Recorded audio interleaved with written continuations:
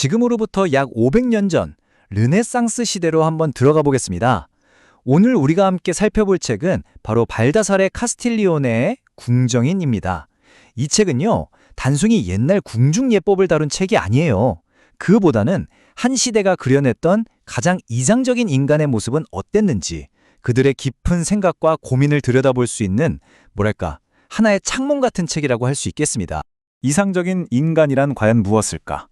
이 질문, 사실 시대를 넘어서 우리 모두가 한 번쯤은 품어봤을 법한 질문이죠. 도대체 무엇이 한 사람을 완전하게 만드는 걸까요? 우린 어떤 사람이 되기를 꿈꿔야 할까요? 물론 이 근원적인 질문에 대한 답은 시대마다 또 문화권마다 계속 달라져 왔습니다. 하지만 그 고민 자체는 늘 우리 곁에 있었죠. 이 책은 바로 그 고민의 기록입니다. 500여 년 전 이탈리아의 어느 화려한 궁정에서 당대 최고의 지성인들이 모여 나흘 동안 밤늦게까지 토론을 벌였습니다. 목표는 단 하나, 바로 완벽한 궁정인의 모습을 말로써 빚어내는 것이었습니다. 르네상스 시대가 생각한 가장 이상적인 인간상이죠. 촛불이 흔들리는 방 안에서 오고 갔을 그들의 대화는 단순한 이야기가 아니었습니다. 인간이 과연 어디까지 탁월해질 수 있는가에 대한 아주 치열하면서도 우아한 지적 탐험이었던 셈입니다. 자, 그럼 이들의 대화를 제대로 이해하기 위해서 우리는 먼저 그들이 서 있던 무대로 올라가 봐야 합니다. 우리 함께 시간을 거슬러 올라가서 이 모든 이야기가 시작된 놀라운 공간, 바로 우르비누 궁정으로 한번 들어가 보시죠. 이곳은 그냥 배경이 아닙니다. 이 대화의 내용과 분위기, 그 자체를 만들어낸 살아 숨쉬는 또 하나의 주인공이었거든요. 저자는 이 우르비누 궁정을 두고 이렇게 표현했습니다. 궁전이 아니라 궁전의 형태를 한 도시 같았다. 정말 멋진 표현이죠. 그냥 건물이 크고 웅장하다는 뜻이 아닙니다. 이 궁정 자체가 하나의 완결된 작은 우주, 하나의 완벽한 도시처럼 모든 것을 갖추고 있었다는 의미입니다. 문화와 예술, 학문과 세련미가 넘쳐 흐르는 바깥 세상과는 분리된 자족적인 세계였던 거죠. 실제로 우르비누 궁정은 거대한 보물 상자나 다름없었습니다. 한번 상상해보세요. 복도를 걷다 보면 고대 그리스 시대의 대리석 조각상이 서 있고 벽에는 당대 최고의 화가들이 그린 그림들이 걸려 있습니다. 어디선가 아름다운 악기 소리가 들려오고 서재에는 그리스어, 라틴어로 된 희귀한 고서들이 빼곡히 꽂혀 있죠. 이곳에 들여놓은 모든 것은 그야말로 희귀하고 탁월한 것들 뿐이었습니다. 궁정의 모든 사물이 이곳의 주인인 구이도발도 공작의 높은 안목을 보여주면서 탁월함이란 바로 이런 것이다 라고 조용히 말하고 있는 듯 했습니다. 그리고 이 완벽한 소주의 중심에는 바로 구이도발도 공작과 그의 아내인 엘리사베타 곤차 공작 부인이 있었습니다. 이 두 사람의 인품과 지성이야말로 궁정 전체의 분위기를 만들어냈다고 해도 과언이 아니죠. 이들은 당대 최고의 예술가, 학자, 기사들을 끌어당기는 아주 강력한 자석 같은 존재였고 그렇게 모여든 인재들로 북적이는 문화 중심지의 뜨거운 심장이었습니다. 우르비누 궁정의 분위기를 한 문장으로 표현하자면 바로 이 문장이 아닐까 싶습니다. 가장 예의 바른 태도가 가장 큰 자유와 결합되어 있었다. 참 묘한 말이죠. 특히 공작 부인의 지도 아래 이곳에서는 아주 활기찬 대화와 재치 있는 농담, 웃음이 끊이지 않았다고 합니다. 그러면서도 결코 품위를 잃는 법이 없었죠. 이처럼 자유분방함과 엄격한 예의가 완벽한 균형을 이루는 곳, 정말 놀라운 공간이었습니다. 그래서 우르비누 궁정은 단순히 사람들이 머무는 곳이 아니었습니다. 모든 구성원들이 서로에게 좋은 영향을 주고받는 하나의 공동체였죠. 함께 검술을 연마하고 시를 짓고 음악을 연주하면서 모든 분야에서 최고의 경지를 향해 나아가도록 서로를 격려했습니다. 이곳의 일원이 된다는 것 자체가 큰 명예였고 모두가 그 명예에 어울리는 사람이 되기 위해 스스로를 끊임없이 갈고 닦았던 겁니다. 그럼 이제 이 멋진 무대를 채웠던 목소리들을 직접 만나볼 시간입니다. 과연 어떤 인물들이 이 위대한 토론을 이끌었을까요? 그들의 면면을 살펴보는 것만으로도 르네상스 시대의 그 뜨거운 지적 열기를 조금이나마 느껴볼 수 있을 겁니다. 이름만 들어도 짐작할 수 있듯이 정말 당대 이탈리아의 지성과 영향력을 대표하는 인물들이 한자리에 모였습니다. 토론 전체의 방향을 우아하게 이끄는 공작 부인부터 날카로운 질문으로 대화의 문을 여는 기사, 또 훗날 추기견이 될 학자까지 이렇게 저마다 다른 배경과 지식을 가진 사람들이 모여서 완벽한 인간상이라는 단 하나의 목표를 향해 탐구를 시작한 것입니다. 그런데 참 재미있는 사실은 이렇게 깊고 정교한 토론이 사실은 아주 가벼운 제안에서 시작되었다는 겁니다. 바로 저녁 시간을 어떻게 하면 좀 더 즐겁게 보낼 수 있을까 하는 생각에서 시작된 하나의 지적인 게임이었던 거죠. 이 게임의 주제인 궁정인에 대해서 먼저 짚고 넘어가야겠습니다. 궁정인이라고 하면 우리가 흔히 생각하는 그냥 왕족 옆에서 시중 드는 신하가 아니었습니다. 당시의 궁정인은 정치, 외교, 문화 전반에 걸쳐서 정말 막대한 영향력을 행사하는 인물이었습니다. 오늘날로 치면 최고의 외교관이자 뛰어난 전략가, 그리고 한 시대를 대표하는 문화 아이콘을 모두 합쳐놓은 듯한 존재였죠. 그야말로 시대가 요구하는 모든 능력을 갖춘 최고의 엘리트였습니다. 이렇게 저녁 식사를 마치고 다들 한자리에 모여 있는데 누군가가 우리 게임이나 하나 할까요? 라고 제안한 거죠. 그 게임의 규칙은 바로 완벽한 인간인이 갖춰야 할 모든 조건과 자질을 말로써 한번 만들어 보자는 것이었습니다. 저녁 시간에 평범한 여흥으로 시작된 이 게임은 순식간에 단순한 오락을 넘어서게 됩니다. 완벽한 인간이란 무엇인가라는 아주 깊은 탐구로 발전한 것이죠. 이들은 이제 말로써 이 세상에 존재하지 않는 가장 완벽한 인간의 초상화를 그려내려는 야심찬 도전을 시작한 겁니다. 자, 이 게임의 첫 번째 발제자로는 루도비고 다 카노사 백작이 지목됩니다. 과연 그는 완벽한 궁정인이 갖춰야 할 첫 번째 조건으로 무엇을 이야기했을까요? 그의 이야기를 시작으로 이 거대한 논의의 기초가 놓이기 시작합니다. 카노사 백작은 먼저 궁정인의 본질을 행동하는 전사로 규정합니다. 일단 고귀한 혈통을 타고 나서 거기서 비롯되는 어떤 품위를 지녀야 하고 또 그의 본업은 무엇보다도 무기를 다루는 군인이어야 한다는 것이죠.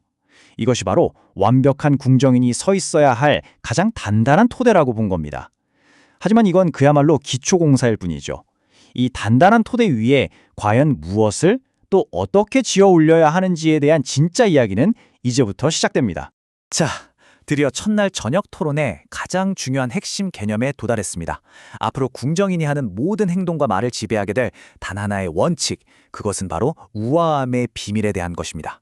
카노사 백작은 궁정인이 반드시 따라야 할 가장 중요한 규칙은 다른 무엇도 아닌 가식을 피하는 것이라고 주장합니다.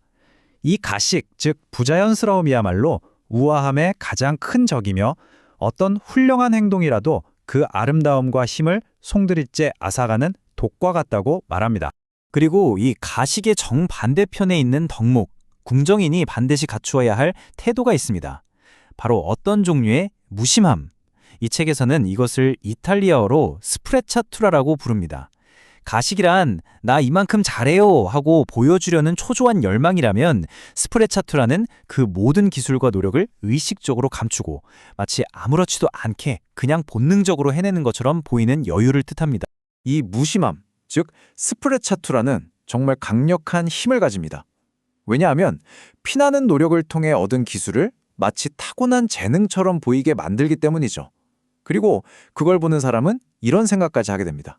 아니, 저렇게 힘 하나 안 들이고 쉽게 해내는 걸 보니 저 사람이 가진 능력의 깊이는 도대체 어디까지일까 하고 말입니다. 실제 능력보다 더 대단해 보이게 만드는 효과가 있는 거죠. 그래서 스프레차투라의 본주는 기교를 숨기는 기교라고 할 수 있습니다. 마치 위대한 화가가 수천, 수만 번의 붓질 과정은 전부 감추고 오직 완벽하게 완성된 그림만을 우리에게 보여주는 것처럼 말이죠. 최고의 기술은 그 뒤에 숨겨진 엄청난 노력을 전혀 드러내지 않는 법입니다. 카노사 백작은 검객의 예를 들어서 이 개념을 아주 완벽하게 설명합니다.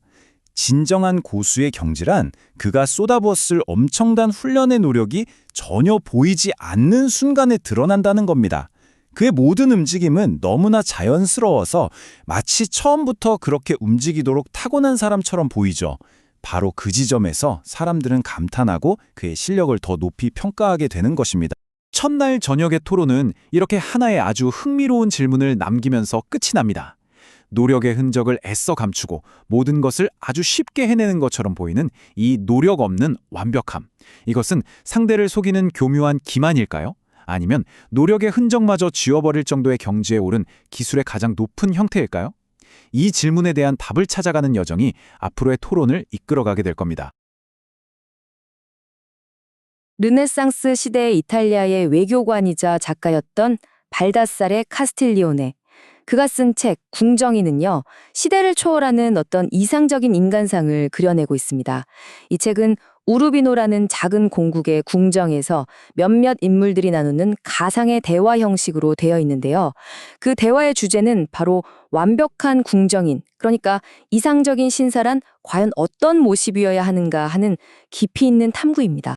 지난 시간에 우리는 이 책이 궁극적으로 완벽한 궁정인을 정의하려는 목표를 가지고 있다는 걸 이야기했었죠. 자, 그렇다면 이제는 그 추상적인 이상을 현실로 만들기 위해서 구체적으로 어떤 기술과 자질들이 필요한지 하나씩 아주 세밀하게 들여다볼 차례입니다. 과연 어떤 능력들이 한 사람을 그냥 평범한 귀족이 아니라 모두가 우러러보는 르네상스의 아이콘으로 만들어내는 걸까요? 궁정인이 갖춰야 할 모든 덕목들 중에서 가장 단단한 기반, 그 첫 번째이자 가장 근본이 되는 자질은 바로 무예입니다. 다시 말해 전진 기술과 각종 신체 단련에서 아주 뛰어난 모습을 보여줘야 한다는 거죠. 당시의 궁정인은 단순히 사교계의 꽃같은 존재가 아니었거든요. 군주를 바로 곁에서 보좌하고 또 나라를 지켜야 하는 인물이었기 때문에 그의 공적인 정체성은 무엇보다도 무예 실력에서부터 시작되었습니다. 이 책은 궁정인의 제1덕목으로 무예를 꼽는 데 있어서 정말 한치의 망설임도 보이지 않습니다. 지금 보시는 이 문장처럼요. 무술 능력은 그가 갖추면 좋은 여러 재능 중 하나가 아니라 그의 존재 이유와도 같은 아주 본질적인 직업으로 규정되고 있어요. 이건 뭐 타협하거나 다른 걸로 대체할 수 있는 게 아니라 궁정인이 되기 위한 가장 기본적인 전제 조건이었던 셈입니다. 그럼 궁정인이 얼마나 다재다능해야 했는지 한번 볼까요? 그가 익혀야 할 신체 활동의 목록은 실로 엄청납니다. 말을 파고 창을 겨루는 기사도적인 기술부터 시작해서 맨몸으로 힘을 겨루는 레슬링, 그리고 실제 전쟁에서 꼭 필요한 수영이나 온갖 무기를 다루는 기술까지 정말 요구되는 운동 능력의 폭이 얼마나 넓고 깊었는지 짐작할 수 있죠. 이런 것들 하나하나가 단순한 취미 활동이 아니라 그의 가치와 사회적 지위를 증명하는 중요한 잣대였습니다. 그리고 여기서 아주 중요한 점이 있습니다. 그냥 혼자 조용히 이런 기술들을 연마하는 데서 그치면 안 된다는 거예요. 궁정인은 자신의 기량을 많은 사람들 앞에서 공개적인 시합이나 실제 전쟁터에서 용맹함을 보여줌으로써 증명해야 했습니다. 그렇게 해서 훌륭한 평판을 쌓아야 했죠. 목표는 그저 잘하는 사람이 되는 게 아니라 모두에게 인정받는 탁월함을 통해 개인의 명예는 물론이고 가문의 영광까지 드높이는 것이었습니다. 자, 이제 궁정인의 무대를 전장에서 사교장으로 한번 옮겨보죠.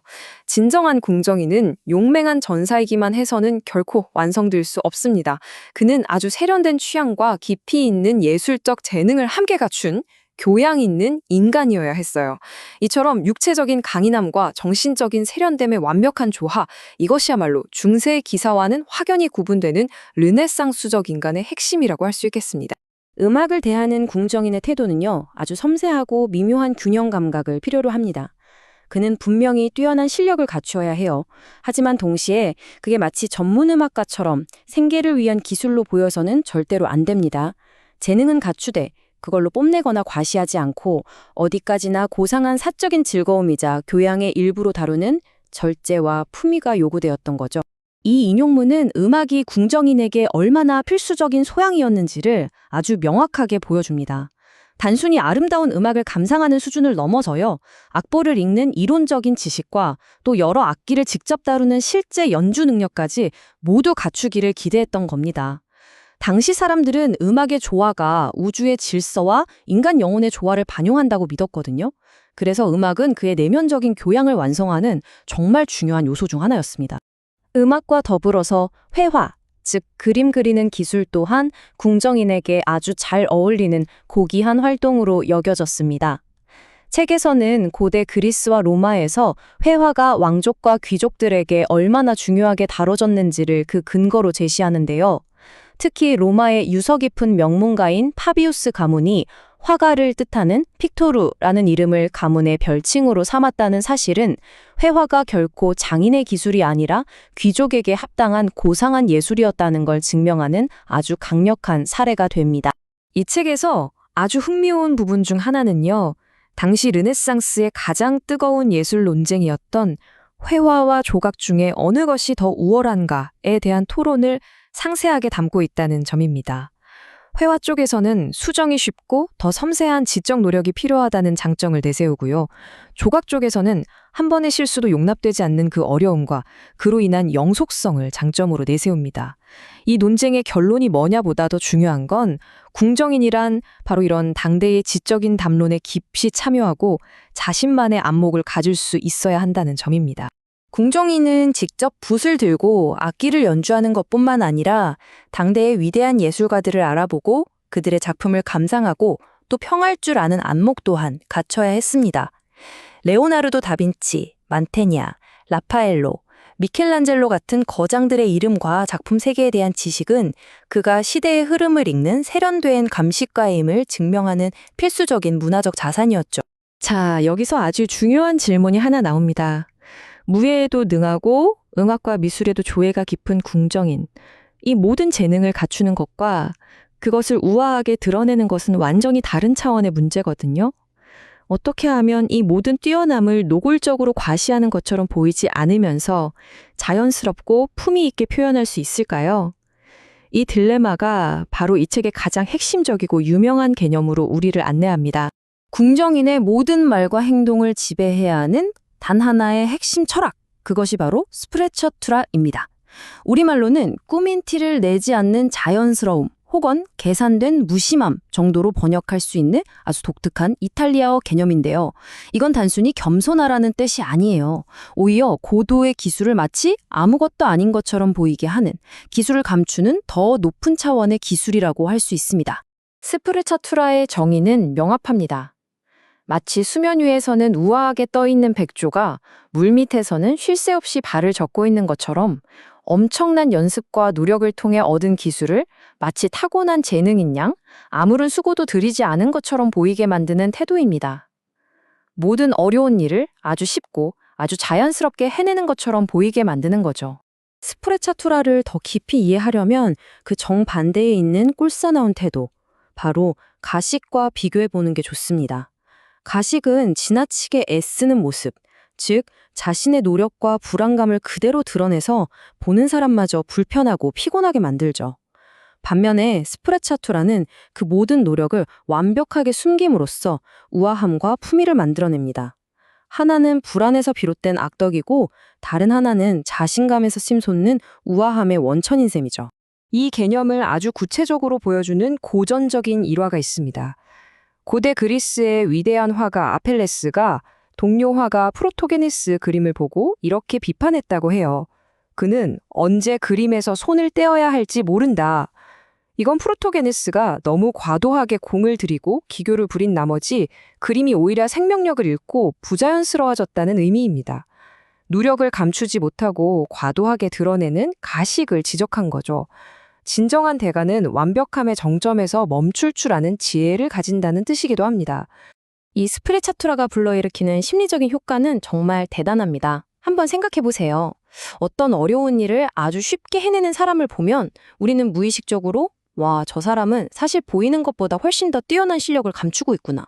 만약 정말 온 힘을 다한다면 상상 이상의 결과를 내겠는데? 라고 생각하게 되잖아요. 이처럼 스프레차투라는 보는 사람으로 하여금 그 사람의 능력에 대한 신비감을 느끼게 하고 더 높은 평가를 내리게 만드는 힘을 가지고 있습니다. 자, 이제 궁정일의 덕목을 완성하는 마지막 그리고 결정적인 요소에 대해 이야기할 시간입니다. 그것은 바로 분별력 혹은 판단력이라고 할 수 있겠네요.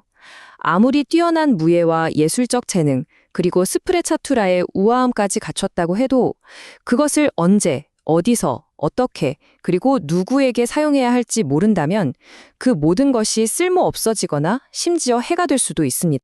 이 책은 궁정인이 절대로 해서는 안 될 행동들의 구체적인 예시를 들어서 판단력의 중요성을 설명합니다. 예를 들면 대화가 잠시 끊겼다고 노래를 흥얼거리거나 길에서 갑자기 춤을 추거나 친구를 만나자마자 펜싱 자세를 취하는 것 같은 행동들이죠. 이런 행동들은 전부 자신의 재능을 뽐내고 싶은 조급한 마음에서 비롯된 것으로 시간과 장소, 상황이라는 맥락을 전혀 고려하지 않은 어리석은 과시일 뿐입니다. 분별력에 대한 아주 중요하고도 씁쓸한 교훈을 담고 있는 이야기가 책 속에 하나 등장합니다.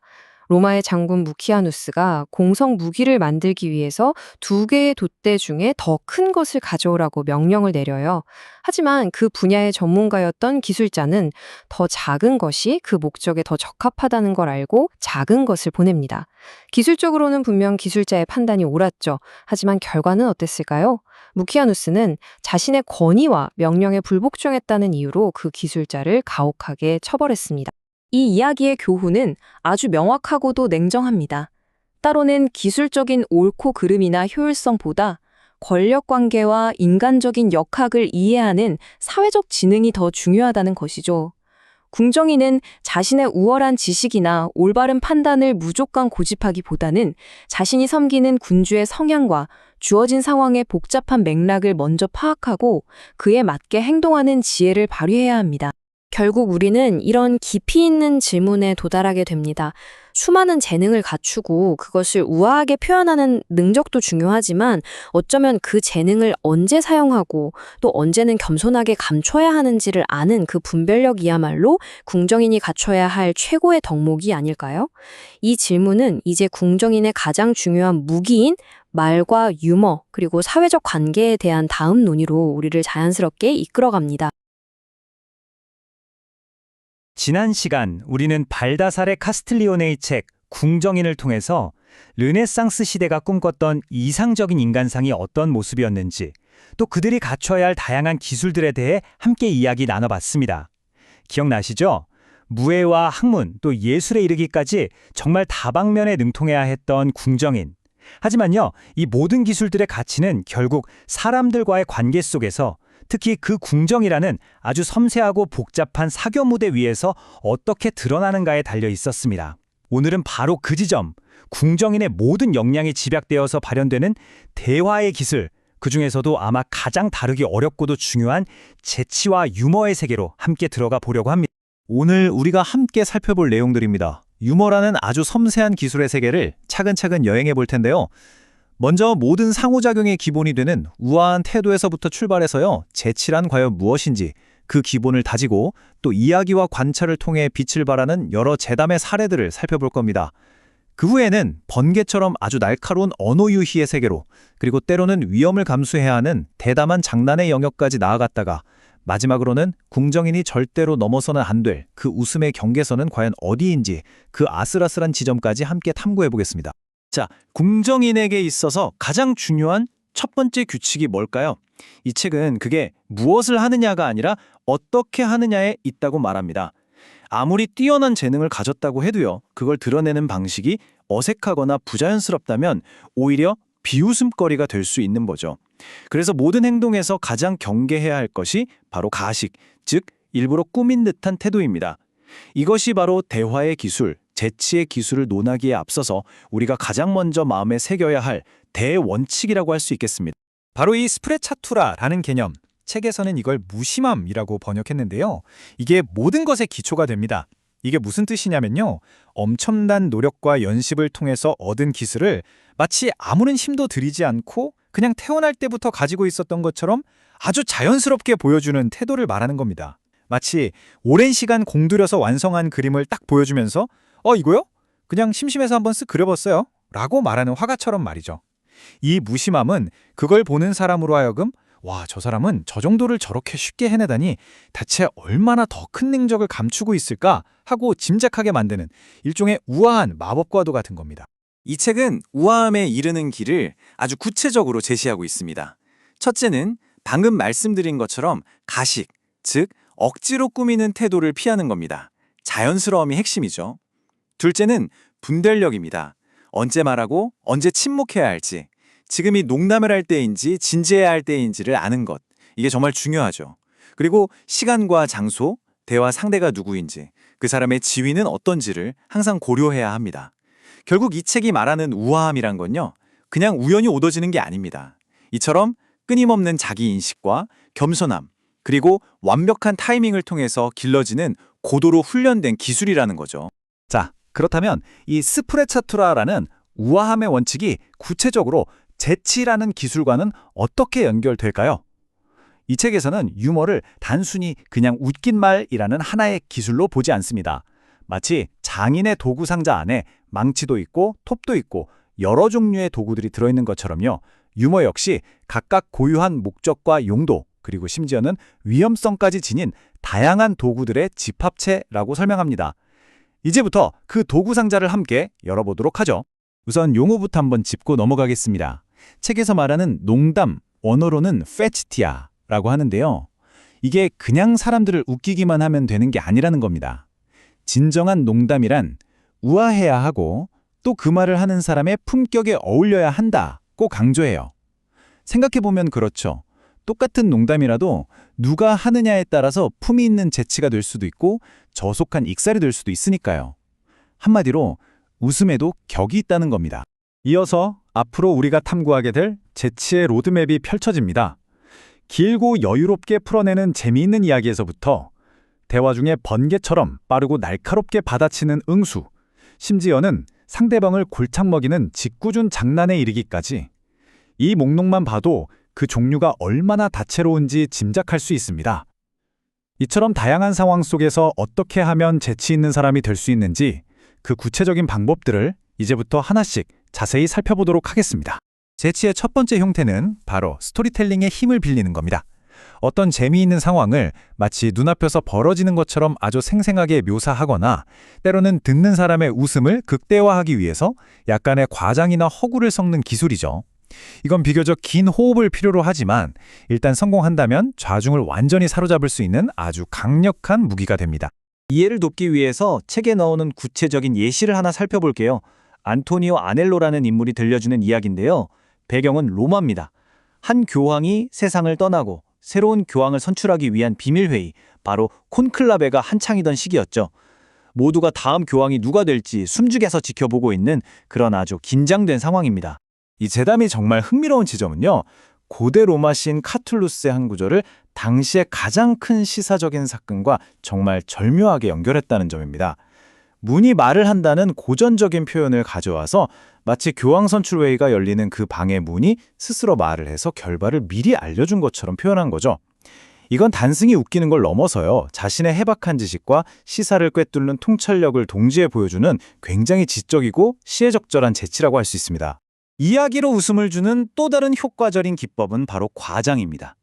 어떤 사람의 좀 어리숙한 행동이나 오해를요, 마치 세상에서 가장 심각하고 중요한 일인 것처럼 아주 진지하게 묘사하는 겁니다. 그렇게 해서 그 상황 자체가 갖는 어떤 부조리함을 극대화시켜서 웃음을 유발하는 거죠. 여기서 웃음은 어디서 나오는 걸까요? 바로 슬라이드 트롬본이라는 악기의 연주법에 대한 농부의 지극히 순진하고 문자 그대로의 해석에서 나옵니다. 그는 연주자가 악기의 슬라이드를 앞뒤로 움직이는 걸 보고 그걸 그냥 입에 넣었다 뺐다 하는 단순한 행위로 이해한 거죠. 이처럼 대상에 대한 무지에서 비롯된 이런 터무니없는 해석을 아주 진지하게 전달하는 것, 이게 바로 요즘 우리가 말하는 관찰 코미디의 원형이라고도 할 수 있겠습니다. 유머는 또 과장된 감정의 허위나 모순을 폭로할 때 발생하기도 합니다. 이 책은 겉으로만 슬퍼하거나 힘들어하는 척하는 사람들의 부조리함을 꼬집는 예시도 보여주는데요. 특히 당시에 유행했던 궁정식 사랑의 인위적인 관습들은 종종 훌륭한 유머의 소재가 되곤 했습니다. 이 재담의 핵심은 아주 교묘한 반어법에 있습니다. 한 여인이 불행을 한탄하고 있잖아요. 그런데 사실 그 불행의 내용을 들어보면 어떤 남자가 자신을 뚫어지게 쳐다봐서 마음을 온통 빼앗겨 버렸다는 겁니다. 이건 사실 당시의 연애 관습 속에서 그녀가 은근히 바라던 결과였죠. 이처럼 이 농담은 슬픔이라는 감정을 가장하면서 실제로는 기쁨을 표현함으로써 당시 궁정식 사랑의 지나치게 극적이고 형식적인 관습을 은근히 비꾸고 있는 겁니다. 지금까지는 비교적 긴 호흡의 이야기로 웃음을 주는 방법을 살펴봤습니다. 이제부터는 전혀 다른 종류의 재치, 즉 대화 중에 순간적으로 번뜩이는 더 빠르고 더 날카롭고 면서 종종 더 어려운 형태의 재치로 넘어가 보겠습니다. 바로 단어를 교묘하게 사용하는 언어 유희의 기술입니다. 순간적인 재치를 보여주는 가장 간단하면서도 효과적인 도구 중 하나는 바로 말장난, 즉 하나의 단어가 가진 두 가지 의미를 교묘하게 이용하는 것입니다. 공작과 그의 트럼펫 연주자 사이의 이 짧은 대화가 아주 좋은 예시가 될 수 있겠네요. 여기서 공작은 파사라는 단어를 사용해서 강을 건너라고 명령합니다. 하지만 트럼펫 연주자는 같은 어원을 가진 파시라는 단어를 사용해서 각하께서 먼저 건너가십시오라고 답하죠. 그는 같은 단어의 다른 형태를 영리하게 사용해서 주군의 명령을 존경과 겸양의 표시로 되돌려줍니다. 이건 명령에 불복종하는 게 아니면서도 자신의 재치를 드러내는 아주 정중하면서도 윗대 있는 응수라고 할 수 있습니다. 이런 직접적인 말장난도 있지만 때로는 더 세련되고 우회적인 방식이 필요할 때도 있겠죠. 은유 역시 우아한 칭찬과 재치를 위한 훌륭한 도구가 될 수 있습니다. 카밀로 포르카로라는 인물이 용맹한 전사 마르칸토니오 콜로나에게 건넨 칭찬에 콜로나가 어떻게 답하는지 한번 보시죠.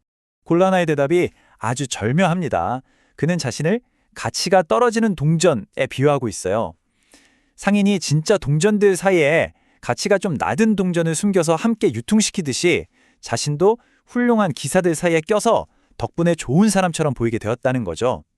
이 은유를 통해서 그는 자신과 함께 언급된 다른 기사들을 한껏 칭찬하면서 동시에 자신의 겸손함을 아주 효과적으로 드러내고 있습니다. 이것이 바로 세련된 궁정인의 화법입니다. 이번엔 조금 더 공격적이고 날카로운 재치입니다. 바로 일부러 모르는 척, 이해하지 못하는 척하는 기술인데요. 상대방이 너무나 당연하거나 혹은 좀 불쾌한 이야기를 할 때 네? 그게 무슨 말씀이시죠? 라고 천진난만하게 되물어서 상대방을 바보로 만들거나 그의 의도를 무력화시키는 것과 같습니다. 여기서 후작은 눈앞에 있는 죽은 비둘기를 보고도 가짜 같다고 말합니다. 당연히 진짜인 걸 알면서도 모르는 척하는 거죠. 이런 방식으로 그는 당신 지금 이까지 사소한 일로 나를 귀찮게 하는 거요? 혹시 나를 속이려는 건 아니요? 라는 속내를 조롱하듯이 암시하면서 이 성가신 불평을 아주 우아하게 무시해버립니다. 직접적으로 화를 내는 것보다 훨씬 더 세련된 방법이죠. 재치의 가장 높은 경지 중 하나는요. 상대방의 공격을 그대로 받아서 그 힘을 역이용해 공격자에게 되돌려주는 겁니다. 이 책은 자신을 공격한 바로 그 지점을 정확하게 타격해서 상대를 제압하는 사람들을 특히 칭송하고 있습니다. 이 대화는 그야말로 재치의 정수를 보여줍니다. 보아디아 부인은 알론소에게 교수형 당할 뻔했다며 그의 명예를 공격하며 조롱하죠. 하지만 알론소는 그 공격을 받아서 더 날카로운 칼날로 되돌려줍니다. 평판이 좋지 않은 당신이 나를 위해 사면을 청하게 될까봐 더 두려웠다는 말로 부인의 평판을 직접 공격한 겁니다. 이것이야말로 완벽한 카운터펀치로 논쟁에서 완벽하게 승리하는 기술이라고 할 수 있습니다. 때로는 자기 자신을 유머의 소재로 삼는 것이 최고의 재치가 될 수 있습니다. 자신의 결점이나 실수를 유머러스하게 인정하는 것은 상대를 무장해제시키고요. 오히려 자신감과 여유의 표현으로 비춰지기 때문이죠. 요즘 우리가 흔히 말하는 셀프디스의 원조격이라고 할 수 있겠네요. 이 예시가 아주 재미있습니다. 미사를 너무 빨리 끝낸다는 비난에 대해서 그는 변명하는 대신에 오히려 나는 기도문의 상당 부분을 생략하기 때문에 더 빨리 끝낼 수 있다고 고백합니다.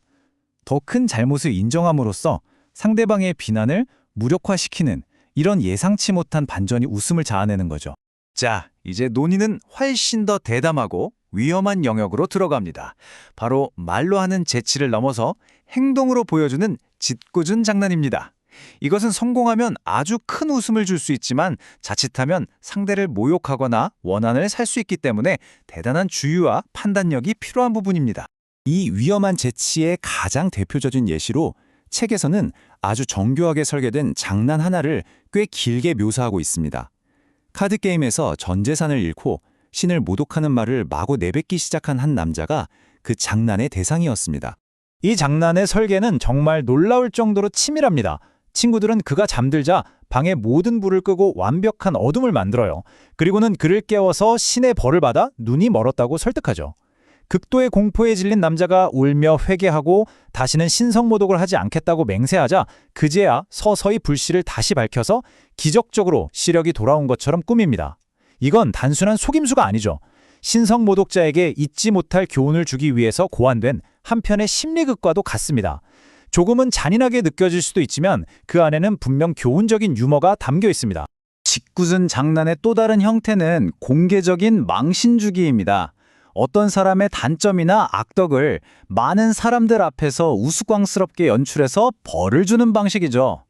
이번에는 허풍이 심하고 거짓말을 일삼기로 유명한 한 수도사가 그 대상이 됩니다. 여기서의 유머는 순전히 시각적인 것, 즉 슬랩스틱 코미디에 가깝습니다. 장난꾼은 수도사를 속여서 말 뒤에 태우고는 일부러 말이 격렬하게 날뛰게 만들면서 도시의 가장 번화한 광장을 달립니다. 겁에 질려서 말에 매달린 수도사의 우스꽝스러운 광경을 연출해서 그를 조롱의 대상으로 만들고 그의 부정직이라는 악덕을 공개적으로 벌주는 셈이죠. 이 책은 또한 장난을 넘어서 거의 사기에 가까운 순전히 교활함에 기반한 책략에 대한 이야기도 포함하고 있습니다. 폰치오라는 학생이 시골 농부를 속여서 그의 물건을 빼앗는 이야기가 바로 그 예입니다. 이런 종류의 장난은 순전히 상대방을 속여서 이득을 취하려는 교활함에 기반합니다. 책에서는 이런 방식이 전문적인 광대나 익살꾼에게는 어울릴지 몰라도 품위와 명예를 무엇보다 중시해야 하는 고귀한 궁정인에게는 결코 어울리지 않는다고 분명하게 선을 긋습니다. 재치에도 그 사람의 신분에 맞는 격이 있다는 것을 다시 한번 보여주는 대목이라고 할 수 있겠습니다. 이렇게 재치의 거의 모든 무기들을 탐구한 후에 대화는 마침내 가장 중요하고 본질적인 질문으로 향합니다. 그렇다면 이 모든 재치의 한계는 어디인가? 유쾌한 농담과 악의적인 모욕을 가르는 그 경계선은 대체 어디에 있는 것일까요? 그래서 가장 중요한 질문이 나옵니다. 궁정인은 어디에서 선을 그어야 하는가? 책에서 제시하는 핵심은 바로 이것입니다. 궁정인의 유머는 결코 잔인해서는 안 되며 신을 모독하거나 상대방의 진정으로 아프고 민감한 부분을 건드려서도 안 된다는 겁니다. 웃음은 즐거움을 주기 위한 것이지 상처를 주기 위한 것이 아니기 때문입니다. 좋은 유머와 나쁜 유머 사이에는 분명한 경계가 있습니다. 좋은 유머는 교묘하고 간접적이어서 농담을 하고도 저는 그런 뜻이 아니었습니다 라고 빠져나갈 여지를 남겨두죠. 반면에 나쁜 유머는 노골적이고 뻔뻔한 조롱이며 힘없는 사람을 비웃거나 특정인의 명예를 더럽히는 순전히 악의를 드러내는 도구일 뿐입니다. 이 책은 심지어 농담의 소재로 삼아서는 안 될 금기 주제들의 목록까지 명확하게 제시합니다. 여성의 명예, 신과 같은 종교적인 주제, 그리고 큰 불행에 처한 사람들처럼요. 또 복수심을 품을 수 있는 권력자를 상대로 하는 위험한 농담도 피해야 한다고 말합니다. 이 모든 것은 이상적인 궁정인이 재치를 사용하는 궁극적인 목적이 지성과 사교적 우아함을 드러내는 것이지 남에게 상처를 주거나 자신의 평판과 안전을 위태롭게 하기 위함이 아님을 다시 한번 강조하는 것입니다. 결국 모든 재치와 유머의 최종 목적지는 바로 이것입니다. 함께하는 즐거움을 만들어내는 것. 만약 어떤 농담이 그 대상에게 진정한 고통이나 모욕감을 유발한다면 그것이 아무리 교묘하고 웃기다고 할지라도 궁정인의 재치로서는 실패한 겁니다. 웃음은 모두를 위한 축제여야 하지 한 사람을 위한 형벌이 되어서는 안 되기 때문이죠. 유머의 다양한 형태와 그 경계선에 대한 이 긴 탐구는 우리를 마지막으로 하나의 도발적인 생각으로 이끕니다. 과연 궁정인에게 재치란 단순히 대화를 즐겁게 만드는 윤활유에 불과한 것일까요?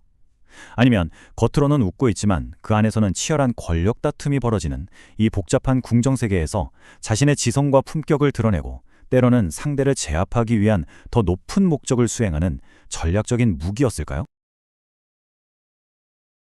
우리가 함께 살펴보던 우르비노 궁정에서의 대화는요, 이제 아주 새롭고 어쩌면 훨씬 더 어려운 주제로 넘어가게 됩니다. 완벽한 궁정인이란 어떤 사람인가에 대한 긴 논의를 마친 후에 이제 그들의 시선은 이상적인 궁정의 귀부인은 과연 어떤 모습이어야 하는가 하는 탐구로 향하게 된 거죠. 이상적인 남성상, 즉 궁정인에 대한 열띤 토론이 거의 마무리될 무렵이었습니다. 바로 그때 가스파르 팔라비치노 경이 아주 도발적인 질문을 하나 던집니다. 과연 여성도 남성 궁정인과 똑같은 완벽함에 도달할 수 있을까? 하는 의문이었죠.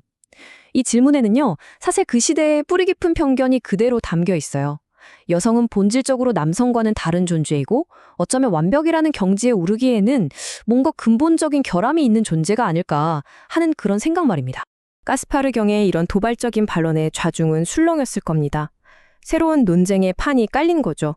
바로 그 순간 위대한 자라는 별명으로 불리던 줄리아노 데 메디치가 그 도전을 정면으로 받아들입니다. 그리고 선언하죠. 남성 궁정인만큼이나 완벽한 이상적인 궁정의 귀부인을 자신이 한번 빚어내 보이겠다고 말입니다. 자, 그럼 본격적인 이야기에 앞서서 이 모든 논의의 출발점이 된 가스파르 경의 회의론, 그 생각의 본질이 무엇이었는지부터 한번 찬찬히 짚어보겠습니다. 가스파르경은 여성의 본성 자체에 어떤 한계가 있다고 주장합니다. 여성은 불완전한 존재로 창조되었기 때문에 남성 궁정인에게 요구되는 그런 숭고한 미덕들을 갖추기에는 부적합하다는 거죠. 예를 들어 궁정인이 가져야 할 굳건한 정신력, 이성적인 판단력 같은 것들이 여성에게는 본성적으로 부족하다고 봤어요.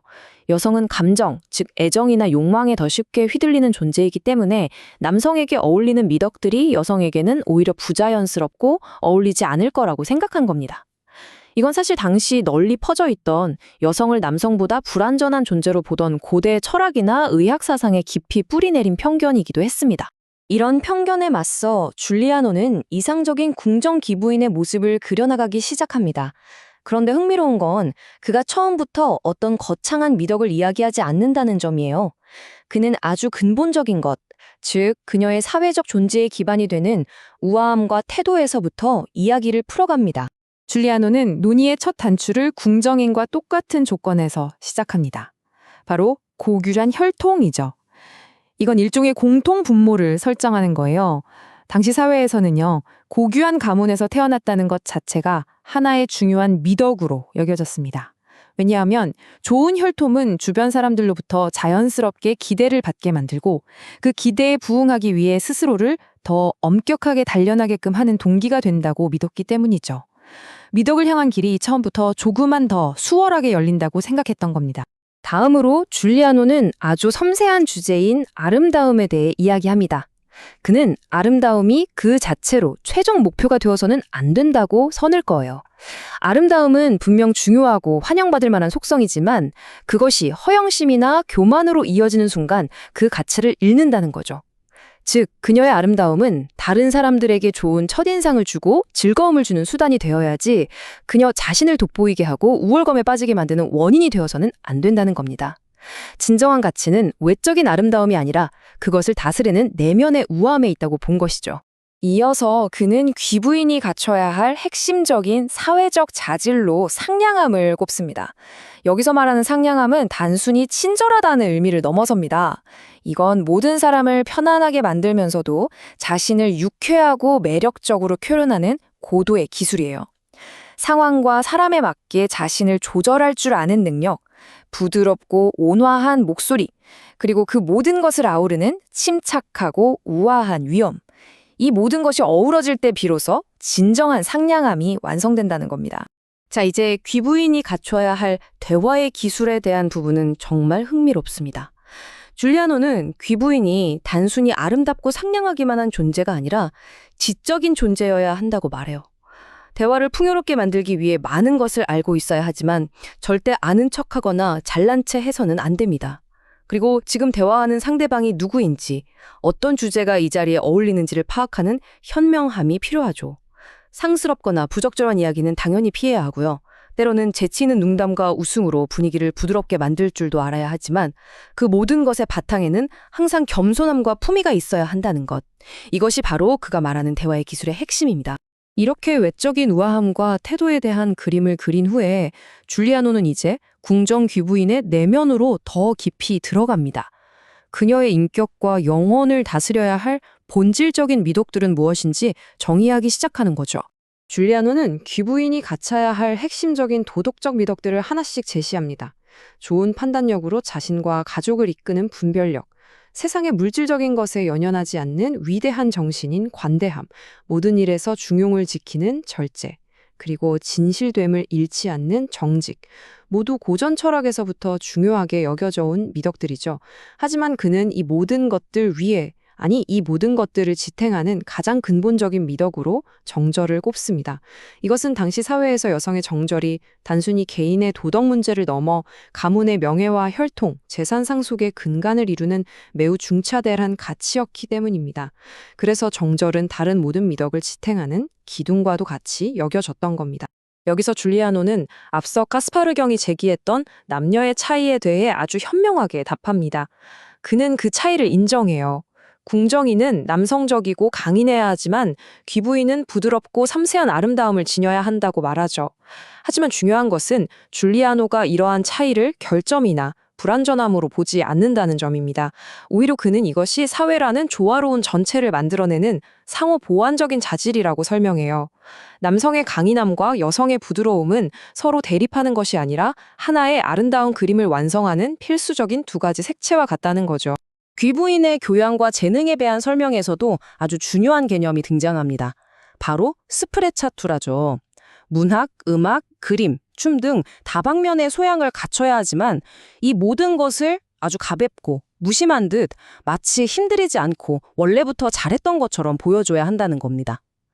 이것은 르네상스 시대의 미학의 정수라고 할 수 있어요. 엄청난 노력으로 얻은 기술을 뽐내거나 과시하는 것은 천박하게 여겼거든요. 귀부인의 소양은 자신의 재능을 과시하기 위함이 아니라 그녀의 삶 자체를 풍요롭게 만드는 장식이 되어야 하고, 나아가 다른 사람들의 예술적 성취를 깊이 이해하고 감상할 수 있는 안목을 기르기 위한 것이어야 합니다. 결국 줄리아노가 그려낸 이상적인 귀부인의 모습은 그녀가 갖춘 이 모든 미덕과 소양을 통해 궁정 사교계의 중심이 되는 존재입니다. 그녀는 단순히 아름다운 장식품이 아니라 그녀의 지성과 우아함, 상냥함을 통해 궁정 전체의 분위기를 부드럽고 품위 있게 만드는 아주 중요한 역할을 수행하는 인물인 거죠. 줄리아노가 이렇게 논리적으로 이상적인 귀부인의 모습을 그려냈음에도 불구하고 카스파르경은 여전히 회의적입니다. 그러자 줄리아노는 이제 그의 가장 강력한 무기를 꺼내듭니다.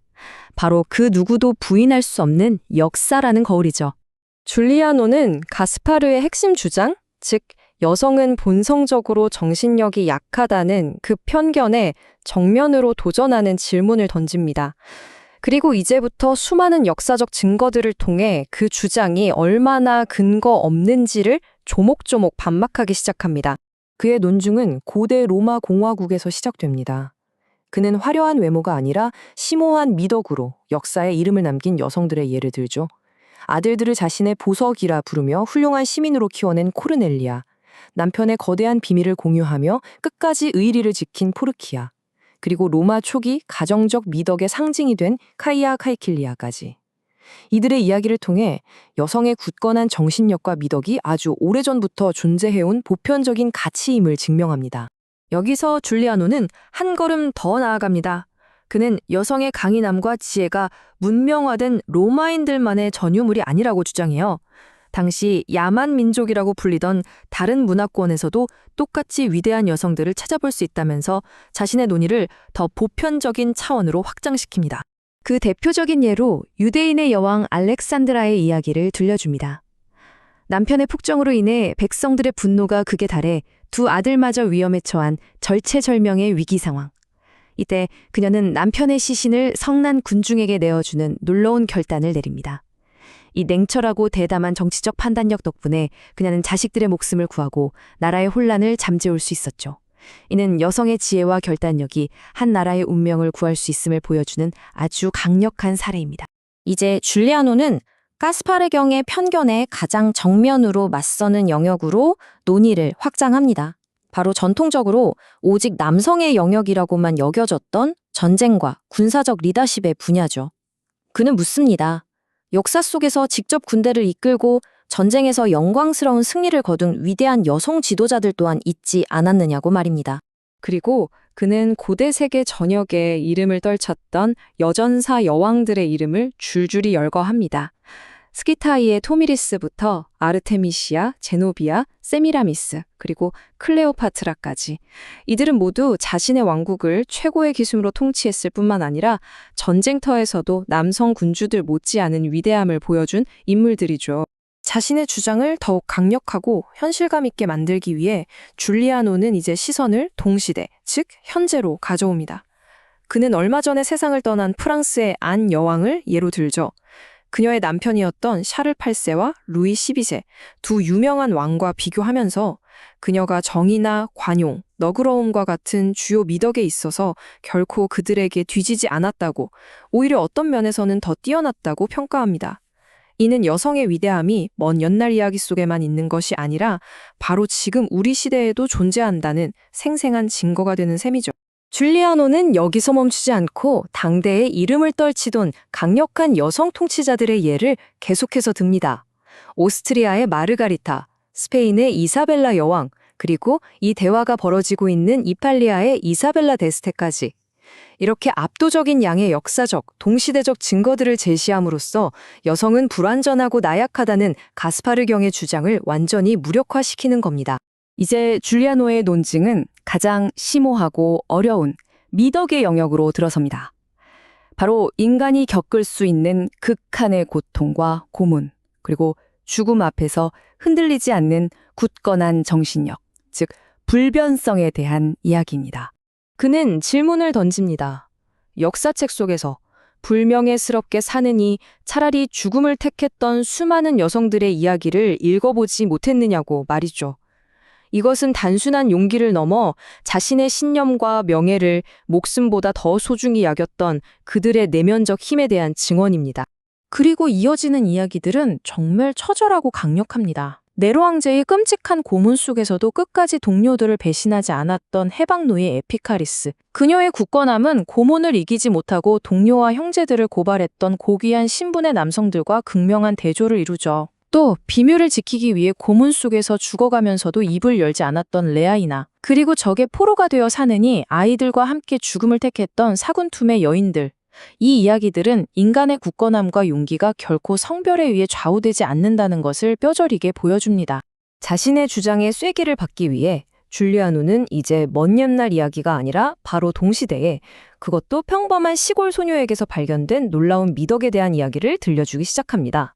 이야기는 가츠올로 공성전 당시를 배경으로 합니다. 전쟁의 혼란 속에서 한 무례한 하인이 13살밖에 되지 않은 주인의 딸의 방에 침입해 그녀를 겁탈하려 합니다. 위협 속에서 이 어린 소녀는 놀라운 말을 외칩니다. 내 영혼을 죽이지 마시오. 내 정절을 잃느니 차라리 내 손으로 내 몸을 죽이겠소. 라고요. 그녀는 육체적 생명보다 자신의 영적인 순결, 즉 명예와 정절을 훨씬 더 가치 있는 것으로 여겼던 겁니다. 하지만 안타깝게도 소녀의 저항은 비극으로 끝납니다. 발각될 것을 두려워한 하인이 결국 그녀를 교살하고 만 거죠. 그러나 이 소녀의 죽음은 헛되지 않았습니다. 그녀의 비극적인 저항은 순교로 인정받았고 시신은 최고의 영예와 함께 로마로 옮겨집니다. 머리에는 승리의 상징인 월계관을 쓰고 손에는 순교의 상징인 종려나무 가지를 든 채 마치 전쟁에서 승리하고 돌아온 로마의 개선장군처럼 성대한 장례가 치러졌습니다. 이것은 한 평범한 시골 소녀의 미덕이 국가적 영웅의 미덕과 동등한 혹은 그 이상의 가치로 존중받았다는 것을 의미합니다.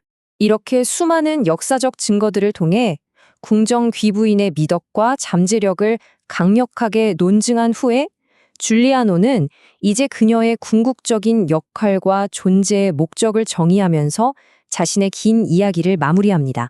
줄리아노가 내리는 결론은 이것입니다. 궁정 귀부인의 목적은 결코 수동적인 것이 아니라 아주 능동적인 것이라고요. 그녀는 그저 아름다운 장식품이 아니라 궁정사회 전체를 위한 일종의 문명화의 힘이자 도덕적 나침반이라는 겁니다. 그녀의 지성과 우아함, 그리고 미덕은 주변 남성들이 더 고결한 행동을 하도록 이끌고 궁정생활 전체를 더 세련되고 의미 있는 것으로 만드는 아주 중요한 원동력이 된다는 것이죠. 마침내 줄리아노는 자신의 주장을 최종 결론으로 이끌어갑니다. 이렇게 완성된 완벽한 궁정 귀부인은 모든 면에서 우리가 앞서 이야기했던 완벽한 궁정인과 동등한 가치를 지닌 파트너라는 것입니다. 이 마지막 질문은 지금까지의 모든 논쟁을 요약하면서 동시에 우리를 이 책이 다루는 가장 심오하고 초월적인 주제의 문턱으로 이끌어갑니다. 완벽한 궁정인의 궁극적인 목표가 군주를 선하게 이끄는 것이라면, 그리고 그와 동등하게 완벽한 귀부인이 그게 곁에 있다면 과연 이렇게 완성된 두 영혼의 결합으로부터는 무엇이 태어날 수 있을까요? 이 질문에 대한 답이 바로 우리 다음 이야기의 주제가 될 겁니다. 발다사레 카스틸리오네의 궁정론. 이 책은 1500년대 초반 르네상스 시대의 이상적인 신사는 어떤 모습이어야 하는가를 정의한 책이죠. 우리는 지금까지 무술, 예술, 그리고 유머 감각에 이르기까지 완벽한 궁정인이 갖춰야 할 모든 자질에 대해 정말 긴 시간 동안 이야기를 나눠왔습니다. 그리고 마침내 그 마지막 밤의 대화가 시작됩니다. 이 모든 논의의 정점이자 궁정인이라는 존재의 이유, 그의 궁극적인 목적은 과연 무엇인가에 대한 가장 깊고 본질적인 탐구가 바로 지금부터 펼쳐집니다. 이 말은 학자이자 시인이었던 피에트로 벤보의 선언입니다. 이 한 문장이 앞으로 이어질 대화의 분위기를 아주 명확하게 설정하죠. 아름다움이란 그저 눈을 즐겁게 하는 가벼운 주제가 아니라는 겁니다. 오히려 신과 연결된 아주 신성하고 진지한 문제라는 거죠.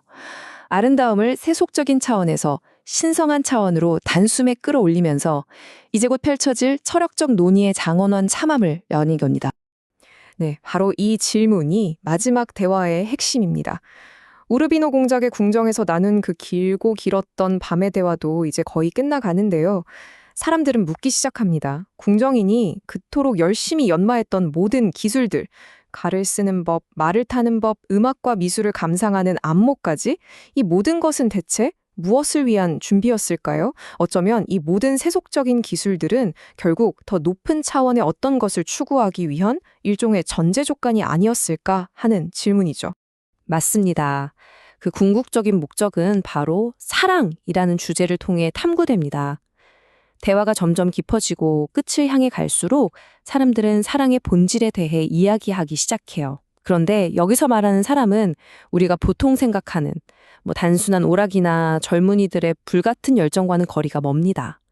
그보다는 궁정인이 받아야 할 모든 교육의 가장 높은 곳에 있는 것, 그의 인격을 완성하는 마지막 관문처럼 제시되고 있습니다. 바로 그때였어요. 모렐로 다 오르토나 경이 아주 현실적인 반론을 제기하면서 논의에 긴장감을 불어넣었습니다. 그는 이렇게 말하죠. 사랑과 아름다움을 찬미하는 건 젊은이들에게나 어울리는 일이지 나이든 궁정인이 사랑에 빠지는 건 그저 추하고 어리석게 보일 뿐이다. 이 반론 덕분에 숭고하게만 흐르던 철학적 논의가 사랑과 아름다움 그리고 나이듦이라는 아주 인간적이고 보편적인 딜레마 속으로 들어오게 됩니다. 모렐로 경의 이 도전적인 질문은 이제 더 구체적인 문제로 나아갑니다. 그리고 이 질문에 답하기 위해 학자이자 시인인 피에트로 벤보가 나섭니다. 그는 나이든 궁정인이 어떻게 하면 육체적 욕망이라는 오류에서 벗어나서 더 초월적인 형태의 사랑을 통해 자신의 존재 목적을 찾을 수 있는지에 대한 아주 유명한 강론을 시작할 준비를 합니다. 자, 벤보는 자신의 논증을 시작하면서 먼저 문제를 지적합니다. 바로 지상에서의 사랑, 즉 우리의 감각에만 의존하는 사랑이 가진 문제점 말이죠. 그에 따르면 이런 종류의 사랑은 사실 기쁨보다는 고통과 비참함의 근원이 되기가 너무나 쉽다는 겁니다. 그의 논리는 아주 명확해요. 감각적인 사랑은 사랑하는 대상이 내 눈앞에 있어야만 그 존재를 느낄 수 있을 때만 충족감을 주잖아요. 그러니까 사랑하는 사람이 곁에 없을 때 연인은 그 사랑의 영향력이 더는 자신의 마음을 따뜻하게 해주지 못하기 때문에 극심한 고통을 겪게 된다는 거죠. 이것이 바로 감각적 사랑이 필연적으로 마치 고문과도 같은 상태로 이어지는 이유라고 설명합니다. 벤보는 감각적 사랑이 주는 그 고통을 이렇게 시적으로 묘사합니다. 사랑하는 사람의 물리적인 존재에 의존하는 사랑은 그 사람이 없어졌을 때 영혼뿐만 아니라 육체까지도 황폐하게 만든다는 거예요. 마음의 통로가 꽉 막혀버린 영혼은 출구를 찾지 못하고 그 안에서 마치 가시에 찔리는 듯한 고통을 겪게 된다는 거죠. 그렇다면 해결책은 뭘까요? 엠보는 이 감각적 사랑의 고통을 극복하고 신성한 사랑으로 나아가는 길을 사랑의 사다리라는 아주 유명한 은유를 통해 제시합니다. 이 사다리는 우리의 영혼을 지상의 욕망에서부터 저 높은 곳, 신성한 관조의 세계로 인도하는 상승의 길이라고 할 수 있습니다. 이 네 단계가 바로 궁정인이 밟아야 할 영적인 여정의 명확한 로드맵입니다. 자, 그럼 벤보를 따라서 우리도 그 첫 번째 계단부터 한번 함께 올라가 볼까요? 첫 번째 단계는 바로 인식의 전환입니다. 벤보의 주장에서 육체적인 아름다움은 더 이상 우리 감각을 유혹하는 덫이 아니에요. 오히려 그것은 신으로부터 비롯된 신성한 것이고 그 자체로 선함의 흔적을 담고 있는 것이죠. 그렇기 때문에 아름다움을 올바르게 감상한다는 것은 곧 신성한 것을 알아보는 행위와 같아집니다. 벤보는 이 우아한 비유를 통해서 자신의 주장을 더욱 확실하게 만듭니다. 아름다움은 하나의 원이고 그 원의 중심에는 선함이 있다는 거죠. 이 둘은 절대 분리될 수 없다는 겁니다. 이런 인식을 갖게 되면 궁정인은 아름다운 외면을 볼 때 그 너머에 있는 신성한 선함과 덕을 함께 보게 됩니다. 그리고 이것이 바로 감각적 욕망의 함정에서 벗어나는 첫걸음이 되는 것이죠. 사다리의 다음 단계는 사랑의 대상을 확장하는 겁니다. 궁정인은 이제 한 명의 아름다운 여인에게만 향했던 시선을 돌려서 이 세상 모든 곳에 존재하는 아름다움이라는 보편적인 개념 그 자체를 사랑하도록 마음을 훈련해야만 합니다. 눈앞의 아름다운 꽃, 저 장엄한 건축물, 누군가의 고결한 영혼까지도 이 모든 것이 사실은 동일한 신성한 아름다움의 다른 표현일 뿐이라는 것을 깨닫는 거죠. 이건 일종의 지적인 도약이 필요한 단계예요. 한 사람의 아름다움은 그 거대한 보편적 아름다움의 한 조각에 불과하다는 걸 이해하는 겁니다. 그리고 세 번째 단계에서 결정적인 영적 변화가 일어납니다. 궁정인은 이제 육체가 아니라 마음과 영혼으로 사랑하는 법을 배우게 돼요. 이러한 정신적인 결합은 사랑하는 사람이 물리적으로 내 곁에 있는지 없는지와는 아무런 상관이 없어집니다. 사랑은 더 이상 거리나 시간의 제약을 받지 않는 불멸의 것이 되는 거죠. 그리고 마침내 부재로 인한 고통에서도 완전히 해방되는 겁니다. 벤보는 이 영적인 결합의 상태를 묘사하기 위해서 굉장히 강력하고 신비로운 성서의 이미지들을 가져옵니다. 모세가 신을 만났던 불타는 떨기나무, 성령이 임했던 불의 혀, 엘리야가 하늘로 올라갔던 불수레 같은 것들 말이죠. 이런 비유들은 영원의 사랑이 단순한 감정이 아니라 인간을 신성한 차원으로 끌어올리는 거의 기적과도 같은 체험이라는 점을 강조하기 위한 장치입니다. 마침내 우리는 사랑의 사다리 정상에 도달했습니다. 바로 이곳이 벤보의 연설이 절정에 이르는 지점이고요. 영혼이 마침내 신과, 즉 신성한 아름다움 그 자체와 하나가 될 준비를 마친 상태입니다. 벤보의 연설은 이제 사랑 그 자체를 향한 마치 기도와도 같은 찬가로 변합니다. 그는 사랑을 하늘과 땅을 잇는 우주의 신성한 끈이라고 묘사해요. 사랑이야말로 신적인 힘이 낮은 존재들을 다스리게 하고 또 인간의 마음을 그 근원으로 되돌려 결합시키는 위대한 힘이라는 겁니다. 기도는 계속 듭니다. 이제 궁정인은 우리 감각의 거짓됨을 바로잡아 달라고 신성한 사랑에게 간청하기 시작합니다. 이것은 단순히 지적인 노력만으로는 도달할 수 없는 경지에 이르기 위해 신적인 인도와 은총을 구하는 숭고한 자기 포기의 순간이라고 할 수 있겠습니다. 바로 이 부분이 연설의 감정적 그리고 철학적 정점입니다. 궁극적인 목표는 육체적이고 물질적인 세계라는 환상을 꿰뚫어보고 영적인 세계의 진짜 모습을 보는 것이죠. 보이는 것은 사실 진짜가 아니며 보이지 않는 것이야말로 진정한 실제라는 심오한 통찰. 이것이 바로 사랑의 사다리가 우리를 이끄는 최종 목적지인 셈입니다. 자, 벤보가 펼쳐 보인 이 감동적인 여정을 경험하고 나니 우리는 그 철학적인 배경을 좀 더 명확하게 정리할 수 있을 것 같습니다. 이것이 바로 우리가 신플라톤주의적 사랑이라고 부르는 것입니다. 지상의 아름다움에서 시작해서 그것을 계단으로 삼아 신성하고 영원한 아름다움, 즉 신을 향한 사랑으로 승화하는 과정이죠. 이것이야말로 르네상스 시대의 지성인들이 추구했던 가장 이상적인 사랑의 모습이었습니다. 벤보의 그 열정적인 연설이 끝나자 책의 분위기는 완전히 바뀝니다. 길고 길었던 철학적 대화의 밤이 끝나고 창밖으로 현실 세계의 아침빛이 스며들기 시작하거든요. 마지막 장면의 묘사가 굉장히 인상적입니다.